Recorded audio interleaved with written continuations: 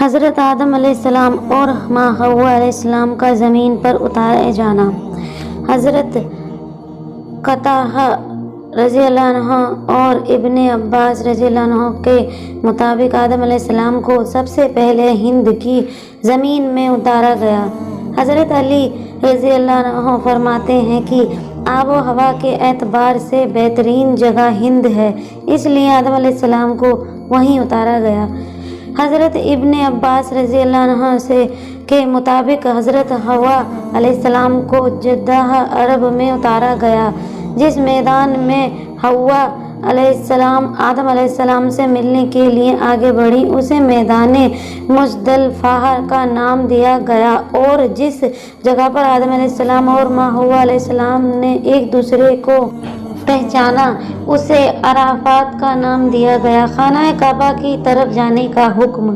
حضرت ابن عباس رضی اللہ عنہ کی روایت ہے کہ پہلے آپ کو ایک پہاڑ کی چوٹی کی طرف اتارا گیا، پھر اس کے دامن کی طرف اتارا اور زمین پر موجود تمام مخلوق جیسے جن، جانور، پرندے وغیرہ کا مالک بنایا گیا۔ جب آپ پہاڑ کی چوٹی کی طرف سے نیچے اترے تو فرشتوں کی مناجات کی آوازیں جو آپ پہاڑ کی چوٹی سے سنتے تھے آنا بند ہو گئیں۔ جب آپ نے زمین کی طرف نگاہ اٹھائی تو دور تک پھیلی ہوئی زمین کے علاوہ کچھ نظر نہ آیا، اور اپنے سوا وہاں کسی کو نہ پایا تو بڑی وحشت اور اکیلا پن محسوس کیا، اور کہنے لگے اے میرے رب، کیا میرے سوا آپ کی زمین کو آباد کرنے والا کوئی نہیں؟ حضرت وہب رضی اللہ عنہ سے روایت ہے کہ اللہ تعالیٰ نے آپ کے سوال کا جواب دیتے ہوئے فرمایا کہ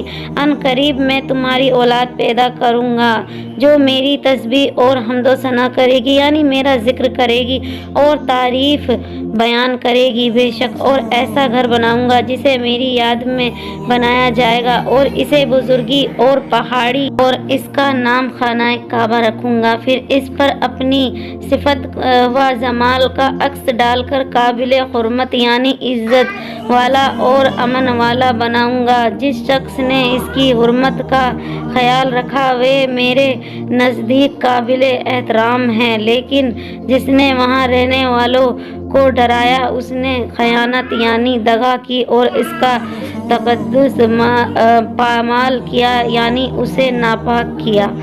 پھر اس کی طرف اونٹوں یا دوسری سواریوں پر سوار ہو کر دور دراز سے دھول میں لپٹے ہوئے لوگ آئیں گے جو لرزتے ہوئے تلبیہ یعنی لبیک پڑھیں گے اور روتے ہوئے آنسو بہائیں گے۔ وہ اونچی آواز سے تکبیر کہیں گے، لہٰذا جو صرف میرے گھر کی طرف آنے کا ارادہ رکھیں وہ میرا ملاقاتی ہے، کیونکہ وہ میری زیارت کرنے آیا ہے اور وہ میرا مہمان ہے۔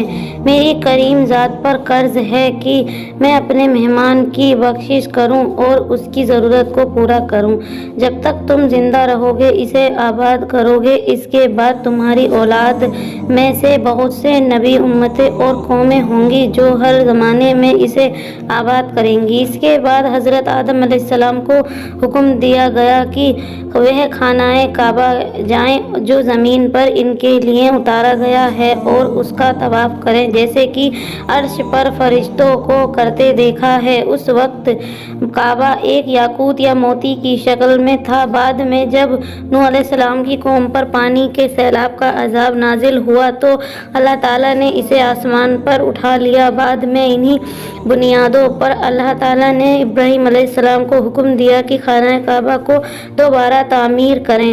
روایت میں ہے کہ آدم علیہ السلام ہند سے باہر نکلے اور اس پر گھر کو جانے کا ارادہ کیا اور خانہ کعبہ پہنچ کر اس کا طواف کیا، حج کے سب ارکان ادا کیے۔ اس کے بعد عرفات کے میدان میں آدم علیہ السلام کو حوا کی ملاقات ہوئی، دونوں نے ایک دوسرے کو پہچان لیا، پھر مزدلفہ میں ایک دوسرے کے قریب ہوئے، پھر دونوں ہند کی طرف روانہ ہوئے۔ وہاں آ کر اپنے رہنے کے لیے ایک غار بنایا۔ حضرت آدم علیہ السلام کا سراپا یعنی روپ رنگ کے بارے میں ہم اگلے پارٹ میں پڑھیں گے۔ تب تک کے لیے اللہ حافظ. Thanks for watching.